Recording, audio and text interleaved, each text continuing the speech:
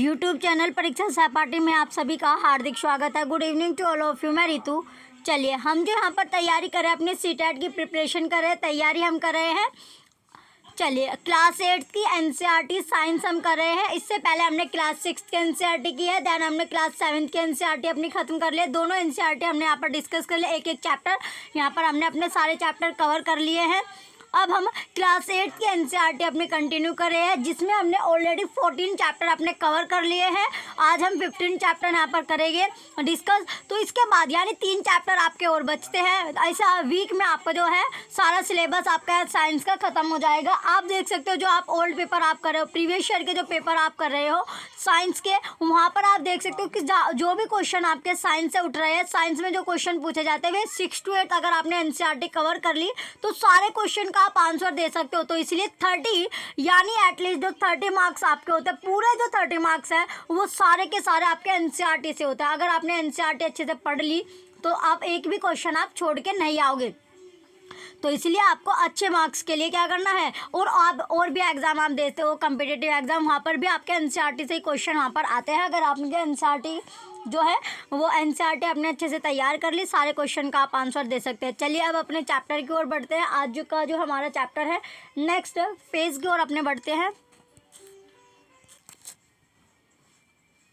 चलिए अब जो हम चैप्टर करेंगे, जैसे कि आपको बताया है कि चैप्टर 15 हम करने वाले हैं। कुछ प्राकृतिक जो परिघटनाएं आपकी होती है, यानी सम नेचुरल फिनोमिना।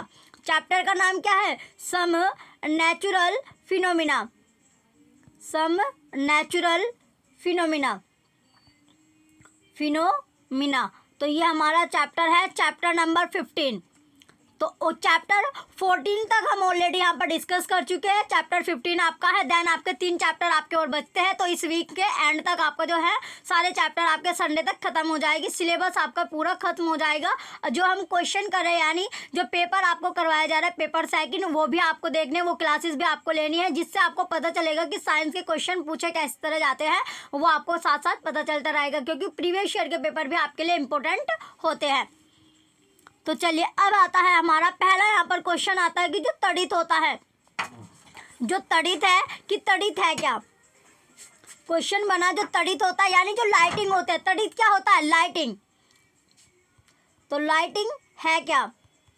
क्वेश्चन है कि लाइटिंग होती क्या है। जैसे आपने देखा होगा कि विद्युत के जो तार होते हैं, जैसे आप अपने घरों में जब आप तार होते हैं आपके घरों में, वायर होते हैं, अगर प्लग आपका हट जाता है, कोई भी तार होता है किसी में, आपका जो जैसे आपका मान लिया आपकी वॉशिंग मशीन है या फिर आपकी जो प्रेस होती है जिससे तो आप प्रेस करते हो, प्रेस आपका होता है, प्रेस का जो आपका प्लग होता है, प्रेस का जो प्लग होता है, और प्लग अगर आपका बाय चांस टूट जाता है, प्लग आपका टूट गया तो अब उसमें प्रेस में आपके 3 वायर आपके होते हैं, यानी एक अर्थिंग वाला होता है। तो अर्थ वाले तार का हम हटा लेते हैं, अर्थ वाले तार को छोड़ दीजिए यानी उनसे। तो अब 2 तार आपके बचते हैं, एक लाल कलर का होता है, एक आपका लाल रहता है यानी रेड कलर का होता है, दूसरा आपका ब्लैक कलर का रहता है। और जब इन तारों को, इन वायर को आप जो स्विच होता है, स्विच में आप लगाते हो, स्विच होता है, तो स्विच में जब आप यहाँ पर लगाओगे तो जब दोनों के जो तार होते हैं, जैसे लूज आपका रह जाता है, यानी अगर जो तार होता है लूज आपका रहता है, ढीला, लूज का मतलब यानी ढीला अपन वहाँ पर रहता है, तो वो टाइट नहीं होता, ढीला रहता है, अच्छी तरह आपका नहीं लगा, तो वहाँ पर क्या होगा, चिंगारी से आप देखते होगे, चिंगारी से आपकी उठती है। तो वही इसकी क्या होती है, लाइटिंग के बारे में यहाँ पर आपको बताया गया है कि जब ढीला, अब देखिए आप कि विद्युत के तार ढीले हो जाने पर आपने विद्युत खंभों पर, जो विद्युत खंभे होते हैं, जो खंभे पिलर आपके लगे होते हैं, तो खंभों पर भी आपने देखा होगा जो खंभे होते हैं, बड़े बड़े जो खंभे आपके लगे रहते हैं, तो वहां पर भी क्या होता है आपका, तो चिंगारियां देखी होगी। यह परिघटना उस समय बहुत अधिक हो जाती थी जब पवन के चलने पर तार हिलते डुलते हैं, जब हवा यानी जब आंधी वगैरह आती है उस टाइम पर आपने ज़्यादा देखा होगा कि जब आंधी आती है, जब तार हिलने डुलते लगते हैं, और लाइट अगर आ रही हो या बारिश का टाइम आपका रहता है, तब भी ज़्यादा चिंगारी आपकी होती है और तार आपके टूट कर गिर भी जाते हैं। आपने सौर के जो सर्किट होता है उसमें प्लग के ढीले होने पर भी चिंगारियां देखी, जो अभी आपको बताया कि जब सर्किट ढीला रहता है उस टाइम पर भी चिंगारी आपकी निकलते देखी होगी। तड़ित भी एक विशाल स्तर की विद्युत चिंगारी है। जो तड़ित होता है, जो लाइटिंग होता है, ये भी आपका एक विशाल स्तर की विद्युत चिंगारी होती है। प्राचीन काल में यानी एशियंट टाइम, जब प्राचीन पुराने समय की बात है, जब लोग इन चिंगारियों का कारण नहीं समझते थे, लोग को इनके बारे में यानी जो चिंगारी होती है, स्पार्किंग होती है, इनके बारे में उन्हें नहीं पता था, अतः वे तड़ित से डरते थे। तब क्या था वे जो तड़ित, आपने अभी देखा होगा जब लाइटिंग होती है, यानी बारिश वाली लाइटिंग नहीं, जब बारिश के टाइम पर आपकी जो लाइट पड़ता है वो वाली लाइट नहीं, तो इसके जो आपकी जो लाइट है पानी ये आपकी होती है, यानी बिजली वाली इलेक्ट्रिक वाली बात कर गए। इससे कुछ बच्चे अब भी डरते हैं और सोचते थे कि उन पर भगवान के क्रोध के कारण यह हुआ, यानी भगवान क्या हो गए, क्रोधित हो गए, भगवान को क्रोध आ गया, तो उस कारण से उन्हें ये लगता था, उन्होंने ये मान लिया था कि भगवान क्रोधित हो गए, जिस वजह से वो चिंगारी आपकी हुई है। अब है आपका अगला यहाँ पर नेक्स्ट पॉइंट कि अब वास्तव में हम यह जानते हैं कि बादलों में आवेश के एकत्रित होने से तड़ित पैदा होती है। अब हमें क्या पता चल गया, जो बादल होते हैं, यानी हमने पहले ही पढ़ा था कि जब बादल होता है तो बादल में जब आवाश होता है तो आवेश के जब एक हो जाता है, वो कलेक्ट हो जाता है, उसके बाद तड़ित होता है, यानी लाइटिंग जो होती है, जो लाइटिंग पैदा होती है, क्या होती है वहाँ पर लाइटिंग आपकी पैदा होती है।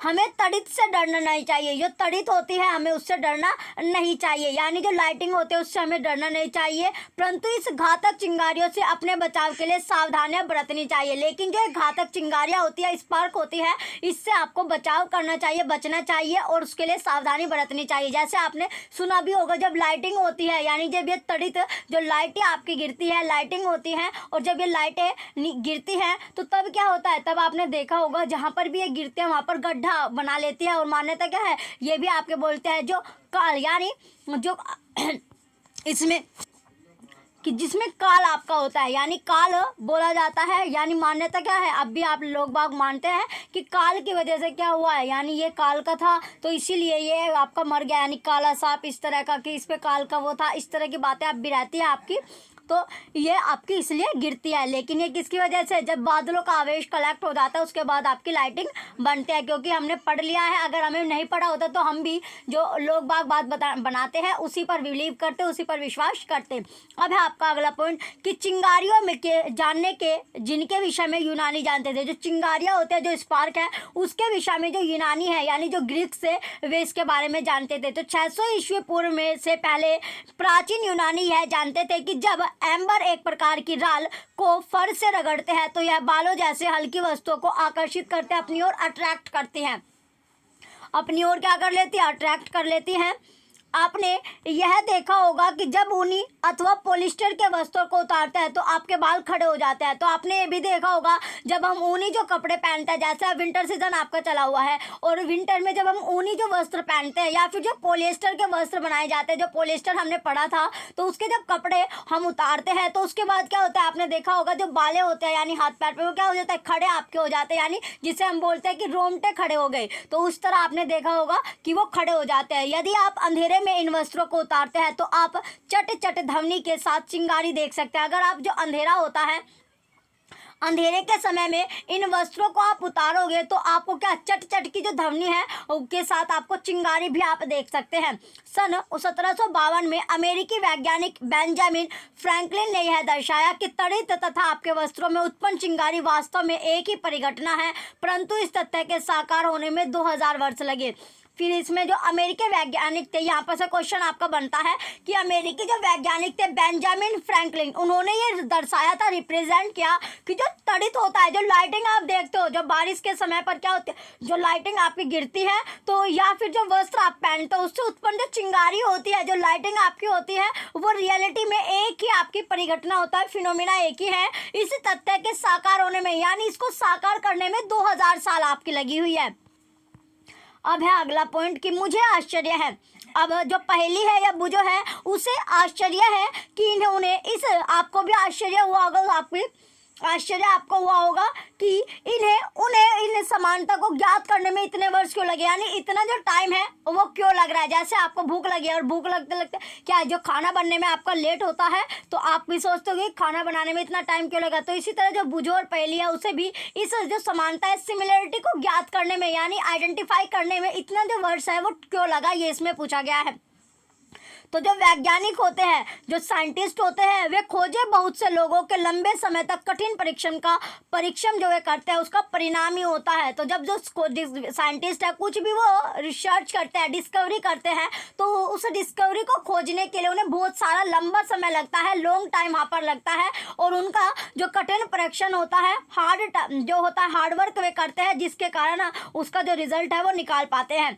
अब है आपका अगला क्वेश्चन यहाँ। अब हम विद्युत आवेश के कुछ गुणों के अध्ययन करेंगे। हम यह भी देखेंगे कि ये आकाश में तड़ित से किस प्रकार संबंधित है। तो हम ये भी देखेंगे जो विद्युत आपकी होती है, जो विद्युत आपकी है, इलेक्ट्रिक आपका है, तो जो विद्युत चार्ज होता है यानी इलेक्ट्रिक जो चार्ज है, विद्युत जो आवेश है, इलेक्ट्रिक जो चार्ज है, उसकी जो प्रॉपर्टीज है उसके बारे में यहाँ पर हम स्टडी करेंगे। और यह भी हम देखेंगे कि जो आकाश में जो तड़ित होती है, आकाश में जो लाइटिंग आपकी हो रही है, स्काई में जो लाइटिंग हो रही है, वो किस प्रकार रिलेशन आपका रखती है, रिलेटेड किस प्रकार है। तो पहला पॉइंट है विद्युत आवेशों की, जो विद्युत आवेश होते हैं, इलेक्ट्रिक जो चार्ज आपका है, कि नेचर को समझने के लिए आइए कुछ एक्सपेरिमेंट हम करेंगे, क्रियाकलाप करेंगे। परंतु पहले उसे खेल को याद कीजिए, पहले उस खेल को आपको याद करना है जिसे आपने कभी खेला होगा। यानी कौन सा खेल की बात किया गया है, चलिए, जब आप प्लास्टिक के पैमाने को अपने सूखे बालों से रगड़ते हैं, जो प्लास्टिक का जो पैमाना होता है वो अपने जो सूखे बाल आपके होते हैं वहाँ पर आप रगड़ते हैं, तो पैमाना कागज के छोटे छोटे टुकड़ों को आकर्षित करता है। तो जो पैमाना होता है वो कागज के जो छोटे छोटे जो पीसेस होते हैं, टुकड़े होते हैं, उनको अपनी ओर अट्रैक्ट करता है, आकर्षित करता है, अपनी ओर क्या कर लेता है, वो आकर्षित करता है। यानी रगड़ द्वारा आवेशन, रगड़ के, जैसे आपने देखा था जब हम अपने हाथों को रगड़ते हैं तो फ्रैक्शन होता है, घर्षण यहाँ पर होता है। तो इसी तरह यहाँ पर फ्रिक्शन जो होता है, तो यहाँ पर आपका रगड़ के द्वारा जो आवेशन है, रगड़ के द्वारा जो चार्ज, यानी चार्जिंग बाय रबिंग, क्या हो रहा है जब हम हाथों को रगड़ते हैं। तो अब हम यहाँ पर पढ़ेंगे कि charging by rubbing, charging by rubbing, charging by rubbing. तो चार्जिंग बाय रबिंग में होता क्या है, पहला पॉइंट है बॉल पेन की खाली रिफिल आपको लेना है। जो बॉल पेन होता है उसका खाली जो रिफिल होता है, जो उसमें आपका सिक्का, जिसे आप बोलते हो कि सिक्का जो होता है यानी रिफिल जो होता है, तो जो रिफिल है वो क्या हो गया, खाली आपका हो गया। तो बॉल पेन आपको लेना है, इसे तेजी से किसी पॉलीथीन के टुकड़े से रगड़कर इसे कागज के छोटे छोटे टुकड़ों के समीप आपको लाना है। इतनी सावधानी रखिए कि रिफिल का रगड़ा गया सिरा आपके हाथों अथवा किसी धातु की वस्तु से ना छुए, ये भी आपको ध्यान रखना है। तो बॉल पेन का जो खाली रिफिल आपका होता है वो आपको लेना है। उसके बाद इसे तेजी से कोई भी जो पॉलीथीन आपके आते हैं, यानी सामान वाली जो पिन्नी आती है, पॉलीथीन आपके आते हैं, वो आपको रखने हैं। तो उस पर इतनी तेजी से किसी भी पॉलीथीन टुकड़े से आपको रगड़ना है, और रगड़ कर इसे कागज के जो छोटे छोटे टुकड़े हैं उसके समीप आपको लाना है। इतनी सावधानी आपको बरतनी है कि रिफिल का रगड़ा गया सिरा आपके जो हाथ होता है वो अथवा कोई भी जो धातु है, मेटल होते हैं, उसकी वस्तु को ना छुए। अपने क्रियाकलाप को छोटी छोटी सूखी पत्तियों, भूसे तथा सरसों के दानों के साथ दोहराना। फिर आपको क्या करना है, या तो जो छोटी छोटी जो सूखी पत्तियां आपकी होती है, जो ड्राई होती है, सूख जाती है, लीव्स, पत्तियां, भूसा जो भूसा आपका होता है, या सरसों के जो दाने होते हैं, जो सरसों के दाने होते हैं, उसके साथ आप ये जो एक्सपेरिमेंट है उसको रिपीट कर सकते हो, और अपने जो रिजल्ट आया उसको आप नोट कर सकते हैं, जो यहाँ पर आप देखोगे। नेक्स्ट आता है अगला पॉइंट यहाँ पर, जब प्लास्टिक की रिफिल को, जो प्लास्टिक की रिफिल आपने लिया था, बॉल पेन की जो रिफिल ली, उसको पॉलीथीन के साथ आप रगड़ते हैं तो यह कुछ विद्युत आवेश अर्जित कर लेता है। फिर क्या करता है, ये कुछ जो विद्युत आवेश होता है यानी इलेक्ट्रिक चार्ज क्या कर लेता है, कलेक्ट कर लेता है, अर्जित कर लेता है, इलेक्ट्रिक चार्ज अर्जित कर लेगा। इसी प्रकार जब प्लास्टिक की जो कंघी होती है, जो आप प्लास्टिक की जो कंघी को सूखे बालों से रगड़ते हैं, जो कंघी आती है, और कंघी को जब आपके जो बाल होते हैं वो सूखे रहते हैं उसके साथ आप रगड़ते हैं, तब यानी अपने जो बाल है वो बहाते हो, तब भी यह विद्युत आवेश अर्जित कर लेता है। तब भी क्या होता है, जो विद्युत ये जो होता है कि जो कंघी होती है वो क्या कर लेते हैं, इलेक्ट्रिक चार्ज वहाँ पर अर्जित कर लेते हैं। तो इलेक्ट्रिक चार्ज वहाँ पर अर्जित कर लेगी। इन वस्तुओं को आवेशित वस्तुएं कहते हैं। तो ये जो वस्तुएं होते हैं, जो ऑब्जेक्ट होते हैं, इन्हें चार्ज ऑब्जेक्ट बोला जाता है। ये कैसी वस्तुएं होती हैं? तीन सारी वस्तुओं को चार्ज ऑब्जेक्ट आपका बोला जाता है। आवेशित वस्तुएं यानी इनमें कुछ ना कुछ आपका चार्ज हो गया, आवेशित वस्तु इनको बोला जाता है। रिफिल तथा प्लास्टिक की कंघी को आवेशित करने की प्रक्रिया में पॉलीथीन तथा बाल भी आवेशित हो जाते हैं। तो इसी तरह क्या है, जो रिफिल लिया या फिर जो प्लास्टिक का जो ऑब्जेक्ट होता है या कंघी जो आप ले रहे हो प्लास्टिक की, उसको आवेशित करने की यानी चार्ज करने का जो प्रोसेस होता है, जिसमें पॉलीथीन या बाल भी क्या होते हैं, चार्ज आपके होते हैं। या तो पॉलीथीन या जो बाल होते हैं आपके हेयर है वो भी चार्ज होते हैं। आइए अब आपकी जानी पहचानी कुछ अन्य वस्तुओं को आवेशित करने का प्रयास करेंगे, चार्ज करने का यहाँ पर ट्राई करेंगे। तो कैसे, चलिए सबसे पहले अब आपका आता है आवेशों के प्रकार तथा इनकी अन्योन्य क्रिया। तो जो आवेश होते हैं, जो चार्ज है, उनके टाइप यानी कितनी तरह के चार्ज आपके होते हैं, चार्ज ऑफ टाइप देखते हैं। तो types of charge and there interaction, तो इनका जो अन्योन्य क्रिया होती है, इंटरेक्शन है, वो हम पढ़ेंगे। पहला पॉइंट है दो गुब्बारे आपको फुलाने, जो बैलून होते हैं दो गुब्बारे आपको यहाँ पर फुला लेने हैं। इन्हें इस प्रकार लटकाइए कि ये एक दूसरे को स्पर्श ना करे। जैसे आपने फंक्शन वगैरह में आप बैलून लगाते हो तो वहाँ पर तो आप बैलून जो होता है वो ज्वाइंट करके लगाते हो। यहाँ पर हमें दो गुब्बारे इस तरह फुलाने हैं, फुलाने के बाद इस तरह हमें लटका लेने हैं कि वो एक दूसरे को टच ना करे, यानी अलग अलग हमें वो लगाने हैं, थोड़ा सा डिस्टेंस उनके बीच में रखना है।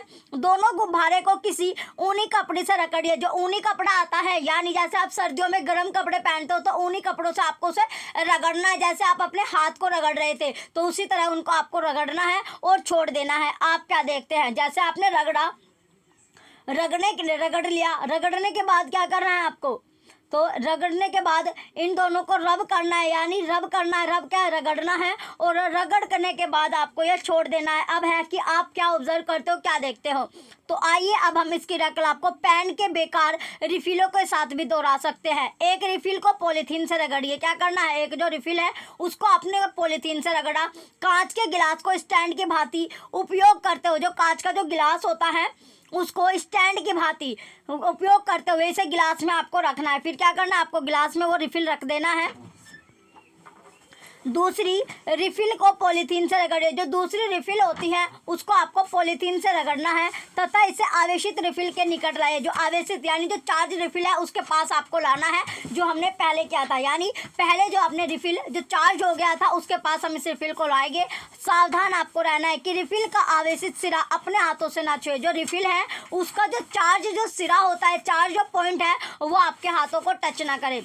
तो ये भी आपको सावधानी बरतनी है। अब है आपका अगला पॉइंट, क्या गिलास में रखे रिफिल पर कोई प्रभाव पड़ता है। जो गिलास में हमने जो रिफिल रखा है उस पर कोई इफेक्ट पड़ेगा क्या। ये दोनों रिफिल एक दूसरे को आकर्षित अथवा प्रतिकर्षित करते हैं। जो दोनों ही रिफिल आपके हो है, एक चार्ज है एक अनचार्ज है, तो दोनों ही रिफिल एक दूसरे को क्या करेंगे, या तो आकर्षित करेंगे यानी अट्रैक्ट करेंगे, या फिर रिपल्सन आपका करेंगे, एक दूसरे से दूर भागेंगे। इस क्रियाकलाप में हम ऐसी आवेशित वस्तुओं को एक दूसरे के निकट लाए थे जो उसी पदार्थ से बनी थी। तो इस क्रियाकलाप में जो एक्सपेरिमेंट हमने किया, तो हमने जो आवेशित वस्तुएं थे यानी जो चार्ज ऑब्जेक्ट थे उनको एक दूसरे के हम नजदीक ला रहे थे, निकट लाए, और उसी पदार्थ से वो बनी थी। दोनों ही क्या थी, रिफिल थी, दोनों ही एक ही पदार्थ से आपकी बनी हुई थी। अब है नेक्स्ट आपका, अगर हम भिन्न पदार्थों से, अगर हमने जो पदार्थ है डिफरेंट हमने ले लिया, जो डिफरेंट मटेरियल से आपका बना हुआ है, तो विभिन्न पदार्थों से बनी दो आवेशित वस्तुएं, दो आवेशित जो वस्तुएं होते हैं, चार्ज जो ऑब्जेक्ट हो, उनको एक दूसरे के निकट लाए तो क्या होगा, ये हमें पता लगाना है। तो पहला पॉइंट है कि एक रिफिल को पहले की भांति रगड़ कर धीरे से गिलास में रखिए। क्या करना है आपको, जो रिफिल है उसको पहले की भांति जैसे आपने रगड़ा था वो धीरे से आपको गिलास में रख देना है। इस रिफिल के निकट एक फूला हुआ आवेशित गुब्बारा लाइए। फिर आपको जो चार्ज जो बैलून है, जो हमने अलग अलग एक्सपेरिमेंट करे थे, उससे अब हमें ये दोनों एक्सपेरिमेंट एक साथ करके देखेंगे। एक हमें रिफिल लेना है, एक हमें बैलून लेना है। तो जब हमें बैलून को फुला लिया और वो फैलो जो बैलून होता है, तो बैलून को फुलाने के बाद जो बैलून था, आवेशित जो गुब्बारा है, वो हमें परीक्षण के लिए लेना है। तो सबसे पहले करना है कि एक आवेशित गुब्बारा यानी जो चार्ज बैलून आपका था जिसे हमने रगड़ा था तो वो चार्ज हो जाता है। उसके बाद हमने दूसरे आवेशित गुब्बारे को प्रतिकर्षित किया था। तो एक आवेशित रिफिल ने दूसरी आवेशित रिफिल को क्या कर लिया, प्रतिकर्षित कर लिया, यानी इसमें वो क्या हो रहा है, रिपल्सन आपका हो रहा है, रिपल्सन आपका हो गया। अब चलते हैं नेक्स्ट, कि परंतु एक आवेशित गुब्बारे ने आवेशित रिफिल को अट्रैक्ट कर लिया। यानी अगर हम जो गुब्बारा होता है, जो आवेशित जो गुब्बारा यानी चार्ज जो बैलून है और चार्ज रिफिल है, वो एक दूसरे को क्या करेंगे, अट्रैक्ट आपका करते हैं, एक दूसरे को अट्रैक्ट करेंगे। क्या यह इंगित करता है कि गुब्बारे पर आवेश रिफिल के आवेश से भिन्न प्रकार का है? क्या फिर हम यह कह सकते हैं कि आवेश दो प्रकार के होते हैं? क्या हम यह भी कह सकते हैं कि सजातीय यानी एक ही प्रकार के आवेश एक दूसरे को प्रतिकर्षित करते हैं, जबकि विजातीय भिन्न प्रकार के आवेश एक दूसरे को आकर्षित करते हैं? तो यहाँ पर है कि अब हमें मिल गया कि जो गुब्बारे हैं वो आवेश यानी जो चार्ज होता है वो चार्ज रिफिल के साथ जब आवेश करते हैं, चार्ज करते हैं, वो डिफरेंट प्रकार का आपका होता है। क्या हम ये भी कह सकते हैं जो आवेश है वो दो प्रकार के आपके होते हैं? तो इसमें क्या है, आपने देखा तो जो एक ही प्रकार के हम ले रहे थे उसमें क्या हो रहा था, रिपल आपका हो रहा था। जब हमने अलग अलग लिया, डिफरेंट हमने लिया, जैसे बैलून और रिफिल हमने लिया था, तो वो एक दूसरे को क्या कर रहे थे, अट्रैक्ट आपका कर रहे थे। तो मान्यता के अनुसार रेशम से रगड़ने पर कांच की जड़ जो छड़ होती है वो द्वारा अर्जित आवेश को धनावेश कहते हैं।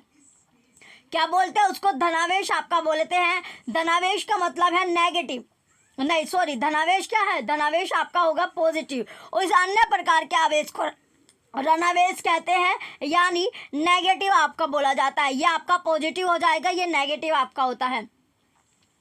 अब है आपका नेक्स्ट पॉइंट कि यह देखा गया है कि जब आवेशित कांच की छड़ यानी चार्ज जो कांच की छड़ होते हैं उसको पॉलीथीन से रगड़े हुए आवेशित प्लास्टिक स्ट्रो के निकट लाते हैं, जो स्ट्रो होता है जैसे फ्रूटी में आपका पाइप निकलता है, स्ट्रो के निकट लाते हैं, तो दोनों के बीच आकर्षण होता है। दोनों के बीच क्या होगा, आकर्षण यहाँ पर होता है, अट्रैक्शन होता है। आपके विचार से प्लास्टिक स्ट्रो पर किस प्रकार का आवेश होना चाहिए, यानी आपके विचार से पूछा गया जो प्लास्टिक का जो स्ट्रो होता है उस पर किस तरह का आवेश होना चाहिए, यानी किस तरह का चार्ज होना चाहिए। आपका यह अनुमान कि प्लास्टिक स्ट्रो पर ऋणावेशन होना चाहिए सही है, यानी आपके अनुमान से अगर जो प्लास्टिक स्ट्रो है उस पर नेगेटिव होना चाहिए, ये आपसे पूछा गया है कि नेगेटिव है वो होना चाहिए, ये आपका सही है। रगड़ने पर उत्पन्न विद्युत आवेश स्टैटिक होता है। जब हम रगड़ते हैं, रब उसको करता है, वो स्टैटिक आपका होता है, स्टैटिक होता है। वे स्वयं गति नहीं करते, वे क्या है, वे अपने आप ही क्या जो मोशन होता है वे आपका नहीं करते, मूव आपका नहीं होते हैं। जब आवेश गति करते हैं, जब चार्ज जो होता है मोशन करता है, मूव करता है, तो विद्युत धारा बनते हैं, तो इलेक्ट्रिक करंट वहां पर बनता है। आप कक्षा 6 से ही विद्युत धारा के विषय में अध्ययन कर रहे थे, तो कक्षा 6 में हमने विद्युत धारा जो पढ़ी थी, इलेक्ट्रिक करंट, वहां पे हमने इसके बारे में स्टडी की थी। परिपथ में प्रवाहित होने वाली वह विद्युत धारा जिससे बल्ब चमकता है अथवा तार गर्म हो जाता है। जो परिपथ हमने देखा था जहाँ पर क्या था, जो इलेक्ट्रिक करंट था जिससे बल्ब क्या था आपका चमकता है और गर्म हो जाता था, यानी जो बल्ब में आपका फिलामेंट होता है, जो तंतु होता है, यहाँ पर आपका ये बल्ब है और बल्ब में यहाँ पर आपको तंतु सा आपको दिखता था, तो इसकी बात यहाँ पर की गई है। ये पहले क्या होता था, ये आपका गर्म होता था और गर्म होने के बाद ही आपका जो बल्ब है वो जलता था, और कुछ नहीं, वरना आवेशों का प्रवाह ही है। वरना क्या है, जो आवेश होता है, चार्ज का यहाँ पर प्रवाह होता है, फ्लो आपका होता है। अब चलते हैं नेक्स्ट। इससे पहले हम एक बार पिक्चर देख लेते हैं कि किस तरह हमें बैलून को अपना करना है। ओके, पहले पिक्चर देखते हैं यहाँ पर।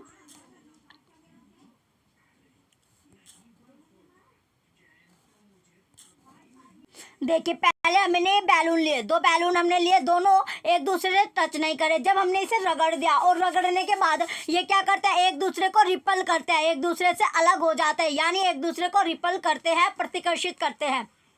क्या करते हैं, रिपेलिंग हो रही है, यहाँ पर एक दूसरे से दूर भाग रहे हैं, ठीक है, क्योंकि ये सेमी ऑब्जेक्ट के आपके लिए गए हैं।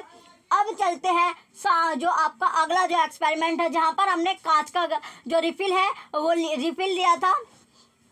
चलिए, अब दोनों चीज़ हम लेते हैं। अब आता है नेक्स्ट आपका अगला पॉइंट था, अब हमने रिफिल वाला एक्सपेरिमेंट किया था। रिफिल वाले एक्सपेरिमेंट में दो हमने रिफिल लिया था, ये भी एक दूसरे को क्या करते हैं, ये भी एक दूसरे को आपको रिपल्शन करते हैं, एक दूसरे से दूर भागता है। रिफिल आपका क्या है, दूर आपका भागेगा, इसमें भी रिपल्सन होगा, यानी एक दूसरे से दूर ये भागेंगे, प्रतिकर्षित होता है। अब नेक्स्ट एक्सपेरिमेंट था जिसमें हमने एक बैलून लिया था, एक रिफिल आपका लिया था। तो चलिए वो वाली पिक्चर भी यहाँ पर देख लेते हैं। तो यहाँ पर ये आप देख सकते हो, ये एक दूसरे को क्या कर रहे हैं, अट्रैक्ट आपका कर रहे हैं। यहाँ पर ये एक दूसरे को अट्रैक्ट करेंगे। यहाँ पर क्या हो रहा है, अट्रैक्शन हो रहा है, अट्रैक्शन यानी आकर्षण आपका हो रहा है, आकर्षण हो रहा है। चलिए अब चलते हैं नेक्स्ट, आपका अगला पॉइंट जो था, नेक्स्ट पॉइंट की ओर बढ़ते हैं। नेक्स्ट आता है आपका अगला पॉइंट था जिसमें हम पढ़ेंगे आवेश का स्थानांतरण। अब हम क्या पढ़ने वाले हैं, जो आवेश है उसका स्थानांतरण यहाँ पर पढ़ेंगे। तो आवेश का स्थानांतरण होता क्या है। चलिए नेक्स्ट पॉइंट की ओर बढ़ते हैं। चलिए अब आ गया हमारा आवेश का जो स्थानांतरण होता है। आवेश का स्थानांतरण होता क्या है, जिसमें आवेश के स्थानांतरण में हम पढ़ने वाले हैं जो ट्रांसफर ऑफ चार्ज। किसका जो ट्रांसफर होता है, किसका, चार्ज का ट्रांसफर कैसे होता है, ट्रांसफर ऑफ चार्ज। तो पहला पॉइंट है कि मुरब्बे की, जो मुरब्बा आप खाते हो आंवले का, सेब का या किसी का भी, तो मुरब्बा जो होता है उसकी एक खाली बोतल आपको लेनी है। बोतल के मुंह के साइड से कुछ बड़ा गत्ते का टुकड़ा लीजिए। फिर जो बोतल आपने ली, तो मुरब्बे वाली जो खाली बोतल आपने ली, तो उसके बोतल का जो मुंह होता है उसमें उसके मुंह के साइड से कुछ बड़ा क्या लेना है आपको, गत्ते का टुकड़ा आपको लेना है। जो गत्ता आता है तो गत्ते का टुकड़ा आपको ले लेना है। गत्ते का टुकड़ा आपने ले लिया। कार्डबोर्ड जो होता है जिससे आपके ये कार्डबोर्ड आपके बनते हैं, तो वो गत्ते का टुकड़ा आपको ले लेना है। इसमें एक छिद्र बनाने, यानी एक छेद आपको करना है, एक होल करना है। होल आपने वहां पर बना लिया जिसमें धातु की पेपर क्लिप घुसाई जा सके। जो धातु होती है, जो मेटल होते हैं, उसकी जो पेपर क्लिप आपकी होती है वो हम घुसा सके, इंसर्ट कर सके। पेपर क्लिप को खोलिए। फिर आपका जो पेपर क्लिप होता है वो आपको खोलना है। एल्यूमिनियम की पन्नी की लगभग 4 सेंटीमीटर गुना 1 सेंटीमीटर साइज की 2 पट्टी आपको काटनी है। कितनी पट्टी, 2 पट्टी आपको काट लेनी है। अब आता है नेक्स्ट आपका, इसके बाद कि 2 पट्टी आपने काट ली, इसके बाद इन्हें पेपर क्लिप पर लटकाइए। जो पेपर क्लिप है उस पर आपको लटकाना है। गत्ते के ढक्कन में पेपर क्लिप को इस प्रकार घुसाइए। गत्ते का जो ढक्कन आपने बनाया है तो उसमें पेपर क्लिप को इस प्रकार आपको इंसर्ट करना है, घुसाना है कि यह गत्ते के लंबवत रहे। लंबवत क्या होता है, यानी बिल्कुल इस बीच में आपका रहे, लंबवत रहना चाहिए। तो लंबवत आपका होना चाहिए, नीचे की ओर लंबा आपका होना चाहिए। अब है कि रिफिल को आवेशित कीजिए। रिफिल को क्या करना है, आपको चार्ज करना है तथा इसे पेपर क्लिप के सिरे से स्पर्श कराइए। फिर क्या करना है, जो पेपर क्लिप है उसका जो सिरा है, जो पॉइंट होता है, उससे आपको टच कराना है। क्या कराना है, टच आपको कराना है। अब है अगला कि जो इसका परीक्षण आपने किया क्या होता है। तो परीक्षण करने के बाद क्या हुआ, यहाँ पर आपसे पूछा गया है। तो परीक्षण करने के बाद क्या होता है, क्या पन्नी की पट्टियों पर, जो पन्नी की जो पट्टियां हैं वहाँ पर कोई प्रभाव पड़ता है, क्या ये एक दूसरे को प्रतिकर्षित करते हैं। क्या करते हैं, प्रतिकर्षित यानी रिपल्सन करते हैं, और अथवा आकर्षित करते हैं या अट्रैक्ट करते हैं। अब के पेपर क्लिप के सिरे से, जो पेपर क्लिप का जो पॉइंट है, उसे अन्य आवेशित जो वस्तु होती है, चार्ज जो ऑब्जेक्ट है, उसको टच करना है। क्या हर बार पन्नी की पट्टियाँ, हर बार जो पन्नी होती है उसकी जो पट्टियाँ होगी वो समान रूप से बिहेव करती है। क्या इस उपकरण का उपयोग यह पहचान करने में, जो इस उपकरण हमने यूज किया है, यह आइडेंटिफाई कर सकता है कि कोई वस्तु आवेशित है, कोई भी जो वस्तु होते हैं वो चार्ज है या नहीं। क्या आप यह स्पष्ट कर सकते हैं कि पन्नी की पट्टियां एक दूसरे को क्यों प्रतिकर्षित करती है। तो जो पन्नी की जो पट्टियां होती है वो एक दूसरे को रिपल्सन क्यों होता है, तो वहां पर रिपेल क्यों होता है, ये आप बता सकते हो। तो चलिए देखते हैं अगला पॉइंट। इससे पहले इसमें जो हमने बनाया था किस तरह हमें बनाना है वो देख लेते हैं। देखिए जैसे आपने देखा होगा, जो मुरब्बे का आपको डिब्बा लेना है और उसके ऊपर हमने कार्डबोर्ड लगाया है, फिर इसमें छेद हमने किया है। फिर यहाँ से हमने क्या किया, यहाँ पर ये 2 धातु आप देख रहे हैं, 2 मेटल आप देख रहे हो, और ऊपर देख रहे हैं ये रिफिल आपका है। क्या है, रिफिल, यानी जो चार्ज रिफिल है वो हमने लिया हुआ है। अब इसकी जो एक्टिविटी है वो कैसी होगी, चलिए अब आपके चलते हैं नेक्स्ट अपने पॉइंट की ओर। अब है नेक्स्ट पॉइंट कि विद्युतदर्शी होता क्या है। जो विद्युतदर्शी है वो होता क्या है, यानी इलेक्ट्रोस्कोप होता क्या है। विद्युतदर्शी क्या होता है, इलेक्ट्रोस्कोप आपका होता है, इलेक्ट्रोस्कोप। तो इलेक्ट्रोस्कोप बोला किसको जाता है कि एल्यूमिनियम की पन्नी की पट्टियां पेपर क्लिप से होते हुए आवेशित रिफिल से आवेश प्राप्त करती है। याद रहे कि धातुएं विद्युत की अच्छी चालक होती है। तो एल्यूमिनियम की जो पन्नी की जो पट्टियां होती है वो पेपर क्लिप से होते हुए क्या करते हैं, चार्ज रिफिल से आवेश करते हैं, यानी चार्ज जो रिफिल रहता है उससे आवेश प्राप्त करती है, चार्ज प्राप्त करते हैं, चार्ज हो जाती है। और ये भी आपको याद रखना है कि जो धातुएं होती हैं, जो मेटल होता है, वो विद्युत की क्या है, आपने पढ़ा था कि जो धातु है, जो मेटल है, वो विद्युत यानी इलेक्ट्रिक की गुड कंडक्टर होते हैं, क्योंकि उसमें इलेक्ट्रिक करंट आपका फ्लो हो जाता है, पास आपका होता है। तो समान आवेश वाली पट्टियां, ये समान आवेश वाली हमने जो पट्टियां ली थी, समान चार्ज वाली जो पट्टियां थी, वो एक दूसरे को प्रतिकर्षित करती है और वे फैल जाते हैं। क्या करते हैं? प्रतिकर्षित करती है, रिपेल करती है और वो स्प्रेड हो जाती है, फैल जाती है। अब है आपका नेक्स्ट आपका पॉइंट अगला कि इस प्रकार की युक्ति का उपयोग यह परीक्षण करने के लिए किया जा सकता है कि कोई वस्तु आवेशित है अथवा नहीं। तो इस प्रकार का जो हमने परीक्षण किया तो वो इसके लिए चेक कर सकते हैं कि कोई वस्तु चार्ज है या नहीं। इस युक्ति को विद्युतदर्शी कहते हैं। तो इस युक्ति जो हमने देखा ये क्या होती है? इलेक्ट्रो जो है आपकी इसी विद्युतदर्शी आपका बोला जाता है, विद्युतदर्शी आपका होता है, यानी इलेक्ट्रोस्कोप इसको बोला जा सकता है। अब है आपका नेक्स्ट आपका अगला पॉइंट किस प्रकार हमें यह ज्ञात हुआ कि जो विद्युत है वो आवेश को किसी आवेशित वस्तु से अन्य वस्तु में धात्विक चालक द्वारा भेजा जा सकता है। पेपर क्लिप के सिरे को धीरे से हाथ से स्पर्श कीजिए। हाथ से आपको टच करना है जो पेपर क्लिप का जो सिरा था, और ऐसा करते ही आप पन्नी की पट्टियों में एक परिवर्तन देखेंगे। जैसे ही आप उसे टच करोगे जो पन्नी की पट्टियां थे उसमें क्या हो जाएगा? चेंज आपको देखने को मिलेगा। वे अपने मूल स्थिति में वापस आ जाते हैं। जो मूल सिचुएशन होते हैं उसमें वो वापस आ जाएगी।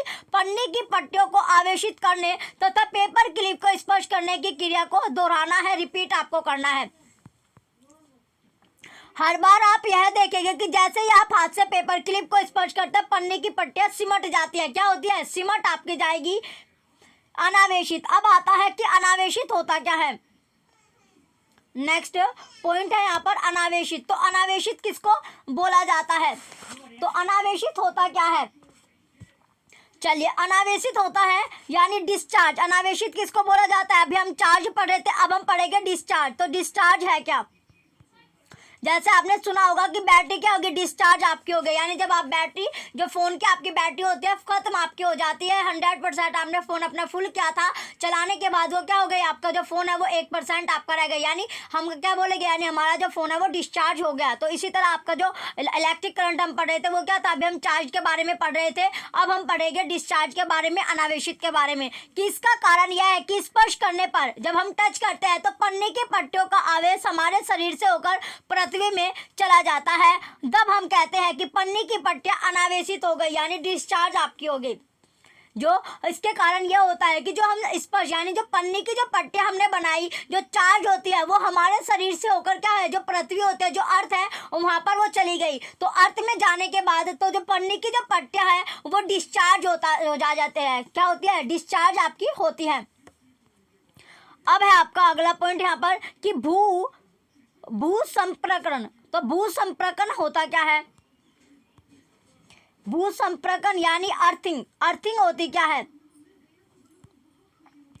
तो अर्थिंग होती क्या है? तो पहला, किसी आवेशित वस्तु से आवेश को पृथ्वी में भेजने की प्रक्रिया को भू संप्रकरण कहते हैं। कोई भी जो आवेशित वस्तु होती है यानी जो आवेशित आपकी वस्तुएं होगी, तो आवेशित जो वस्तु होगी तो उससे आवेश को, जो आवेश है उसको पृथ्वी से में भेजने की जो प्रक्रिया होती है उसे ही भू संक्रमण कहते हैं। तो जो प्रोसेस होता है किसका? जो transfer of charge from charge object, यानी चार्ज को जो ट्रांसफर करते हैं हम चार्ज को, कोई भी चार्ज आपका जो ऑब्जेक्ट होता है उसके द्वारा, उसे ही अर्थिंग आपका कहा जाता है।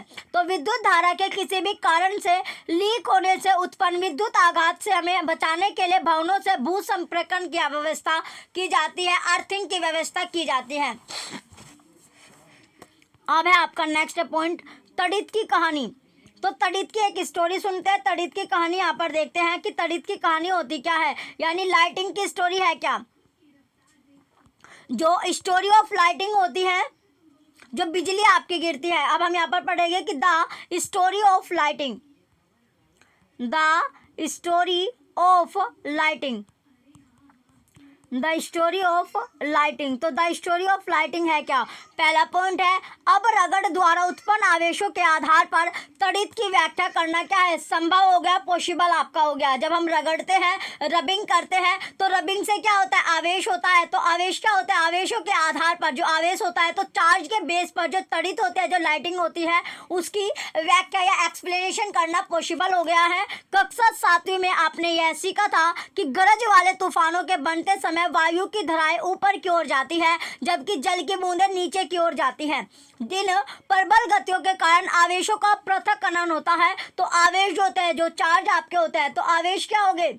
जो आवेश होते हैं, तो आवेश जो हो गए यहाँ पर आवेश क्या करते हैं, सेपरेट हो जाते हैं, सेपरेशन वहां पर होता है चार्जेस इस एक प्रक्रिया द्वारा जिसे हम अभी पूर्णतः नहीं समझा सके हैं। बादलों के ऊपरी किनारे के निकट धनावेश एक हो जाते हैं। तो बादलों के जो ऊपर वाला जो किनारा होता है उसके निकट क्या होता है, जो धनावेश वहां पर कलेक्ट हो जाते हैं। क्या होते हैं, जो धनावेश होते हैं यानी पॉजिटिव जो चार्ज होते हैं वो आपके कलेक्ट हो जाएंगे, पॉजिटिव जो चार्ज होते हैं वो कलेक्ट हो जाएंगे और ऋणात्मक बादलों के निचले किनारे पर संचित हो जाते हैं। जो ऋणावेश जो बादल होते हैं, तो ऋणावेश बादल के यानी नेगेटिव जो क्लाउड होता है उसके निचले किनारे पर, जो नीचे वाला जो किनारा होता है लोअर एजेस पर, वो आपके संचित हो जाते हैं, एक्युमुलेट हो जाते हैं।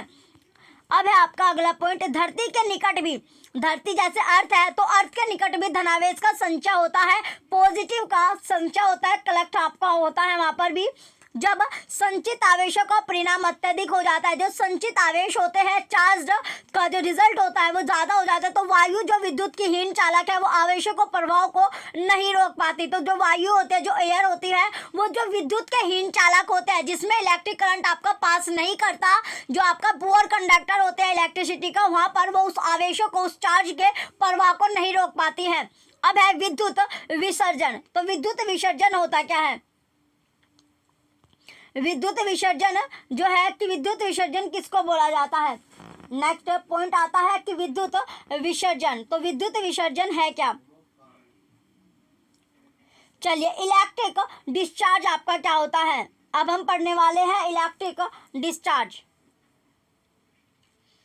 तो पहला पॉइंट यहाँ पर आता है ऋणात्मक। जो ऋणात्मक और धनात्मक जो आवेश होते हैं, नेगेटिव और पॉजिटिव की यहाँ पर बात की गई है, जो चार्ज आपस में मिलते हैं और प्रकाश की चमकीली धारियाँ तथा ध्वनि उत्पन्न करते हैं। जो प्रकाश होता है, जो प्रकाश आपके वहाँ पर चमकीली धारियाँ या फिर जो ध्वनि होता है, जो साउंड आपका प्रोड्यूस होता है, उत्पन्न वहाँ पर होता है, उत्पन्न होता है।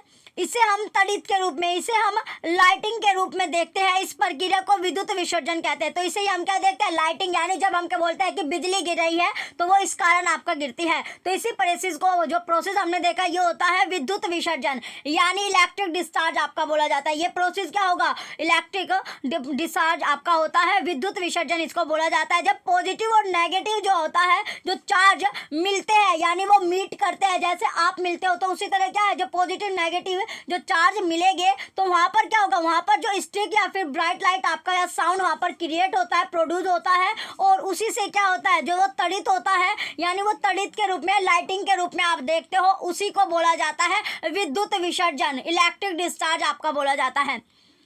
अब है आपका अगला पॉइंट, विद्युत विसर्जन की प्रक्रिया जो विद्युत विसर्जन की जो प्रक्रिया है, जो इलेक्ट्रिक डिस्चार्ज का जो प्रोसेस होता है, वो आपका दो या दो से अधिक बादलों के बीच अथवा बादलों तथा पृथ्वी के बीच भी हो सकता है। या तो ये जो विद्युत विसर्जन होता है, इलेक्ट्रिक डिस्चार्ज का प्रोसेस है, या तो दो के साथ या फिर दो से ज्यादा जो बादल हो उनके बीच हो सकता है, या फिर जो बादल और पृथ्वी होता है उसके बीच में भी आपका हो सकता है। अब हमें प्राचीन काल के लोगों की भांति तड़ित से भयभीत होने की आवश्यकता नहीं है। जैसे प्राचीन काल में जो लोग थे वो तड़ित से यानी लाइटिंग से डरते थे, तो अब उसको डरने की कोई जरूरत नहीं है, तो उसे आवश्यकता नहीं होगी डरने की। जो लाइटिंग आपकी पड़ती है कि जो बिजली गिरती है, वो बिजली आपका क्या है, एक साइंस का आपका है, तो ये आपने पढ़ लिया कि बिजली गिरती किस वजह से है, इसलिए आपको अब जब बिजली गिरे तो उससे डरने की आपको कोई जरूरत नहीं है। लेकिन आपको फिर भी क्या है, सावधानी आपको बरतनी है कि उस एरिया से आपको दूर रहना है। तो आपको पता चल गया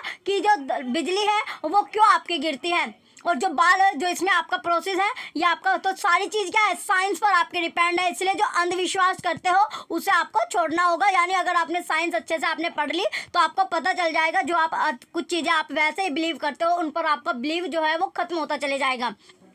तो अब आपको पता चल गया बिजली गिरने का रीजन क्या होता है। अब है आपका अगला पॉइंट, अब हम मूल परिघटना को समझते हैं। अब हम जो मूल परिघटना होती है उसके बारे में यहाँ पर पढ़ेंगे कि मूल परिघटना यानी बेसिक फिनोमिना है क्या। वैज्ञानिक हमारा ज्ञान बढ़ाने के लिए कठोर परीक्षण कर रहे हैं। जो वैज्ञानिक है, जो साइंटिस्ट है, वो हमारी नॉलेज को इंक्रीज करने के लिए हार्डवर्क कर रहे हैं। तड़ित के गिरने पर, जो तड़ित है, जो लाइटिंग के गिरने पर जीवन तथा संपत्ति की हानि होती है, अतः हमें अपने बचाव के लिए उपाय करने आवश्यक होते जाते हैं। तो तड़ित जो लाइटिंग गिरती है, तो लाइटिंग गिरने से जो हमारी जो ज़मीन होती है या फिर जो लाइफ होता है, जो जीवन होता है, या हमारी जो संपत्ति होती है उसे बहुत ज़्यादा हार्मफुल होती है, वो उसके लिए हानिकारक है, हानि पहुंचाती है। तो इससे बचाव के लिए हमें कुछ ना कुछ उपाय भी करने चाहिए। तो उपाय करने आवश्यक होते हैं। अब है कि तड़ित से सुरक्षा हम कैसे पाए। जो तड़ित है, जो लाइटिंग है, तो लाइटिंग से सेफ्टी हम कैसे पाएंगे। अब है आपका लाइटिंग सेफ्टी। तो लाइटिंग सेफ्टी होता क्या है, लाइटिंग सेफ्टी है क्या। तो पहला पॉइंट है कि तड़ित एवं झंझा। जो तड़ित होता है या जो लाइटिंग आपकी होती है, लाइटिंग जो होती है या तो फिर थंडरस्टॉर्म आपका रहता है, तो जो लाइटिंग यानी गरज वाले जो तूफान होता है, जो गरजते हैं, तो गरज वाले तूफान के समय कोई भी खुला स्थान सुरक्षित नहीं होता। जब आपको आवाज यानी जब बादल आपके सुनते होंगे कि बादल गरज रहे हैं, तो जब वो गरजने वाली जो आवाज आए, तो उस टाइम पर जहाँ भी आप खुले स्थान में है, तो खुला स्थान जो होता है वो आपके लिए सेफ नहीं रहता। तो खुला स्थान से आप अपने जो घर है वहां पर आ सकते हो, तो खुला हुआ स्थान आपके लिए सुरक्षा नहीं होगा। गरज सुनना किसी सुरक्षित स्थान पर तुरंत पहुंचने की चेतावनी होती है। तो गरज सुनना क्या है, कोई भी जो सुरक्षित स्थान होता है वहां पर तुरंत पहुंचने की आपको चेतावनी दी जाती है, चैलेंज दिया जाता है। अंतिम गर्जन सुनने के बाद, जब अंतिम गर्जन हो, अंतिम साउंड आपको सुनाई दे, उसके बाद सुरक्षित स्थान से बाहर आने से पहले कुछ देर आपको प्रतीक्षा करनी है, वेट आपको करना है। सुरक्षित स्थान का पता लगाना, यानी जो सुरक्षित स्थान है वो होता कौन सा है, उसका पता लगाने के भी यहाँ पर उपाय आपको दिया गया कि कोई भी मकान अथवा भवन सुरक्षित स्थान नहीं है। कोई भी जो मकान होता है, जो घर है या फिर जो भवन होता है, वो आपके लिए सेफ स्थान नहीं होगा, सेफ प्लेस आपका नहीं है। यदि आप किसी कार अथवा बस द्वारा यात्रा कर रहे हैं, तो वाहन के खिड़कियां व दरवाजे बंद होने पर आप उसके भीतर सुरक्षित है। अगर आप कोई भी जो वाहन होता है, कोई भी व्हीकल में आप हो, तो व्हीकल में आपकी जो खिड़कियां होती है या फिर जो दरवाजे है वो आपको क्लोज रखने हैं, क्योंकि वो आपके लिए क्या है, उसके भीतर आप सुरक्षित हो सकते हो। लेकिन जो घर होता है वो आपके लिए सेफ प्लेस आपका नहीं होगा। तंडित झंझा के समय क्या करें, जो तंडित झंझा आते हैं उसके समय पर आपको क्या करें या क्या ना करें। तो फाइंडिंग अ सेफ प्लेस, तो कैसे कि बाहर खुले में, जो बाहर खुला आपका है, तो बाहर खुले प्लेस में आपका है, आउटसाइड हो, आप बाहर हो, तो उस समय पर आपको जो खुले वाहन है, जैसे मोटरसाइकिल, ट्रैक्टर, निर्माण कार्य हेतु मशीनें, खुली कार सुरक्षित नहीं होती है। तो खुले में आपको जो खुले वाहन होते हैं, जो खुले व्हीकल आपके हैं, जैसे कि मोटरसाइकिल यानी बाइक आपकी होते हैं, ट्रैक्टर होता है, या जो निर्माण कार्य है, तो जो मशीनें होती है, मशीन यूज करते हो वो भी, या फिर खुली कार आपके लिए सेफ नहीं होगी। इसके बाद है नेक्स्ट आपका कि खुले मैदान में, ऊंचे वृक्ष, पार्कों में शरण स्थान, ऊंचे स्थान तड़ित से हमारी सुरक्षा नहीं करते हैं। जो खुले मैदान होते हैं वहां पर जो ऊंचे ऊंचे जो वृक्ष होते हैं, पेड़ आपके लगे होते हैं, और पार्कों में जो पार्क होता है वहां पर शरण स्थान होता है, वो भी आपके लिए सेफ नहीं है। ऊंचे स्थान जो होते हैं, ऊंचे ऊंचे जो प्लेस आपके रहते हैं जहाँ पर तड़ित से हमारी सुरक्षा नहीं करते, वो लाइटिंग से हमारी सेफ्टी नहीं करेंगे।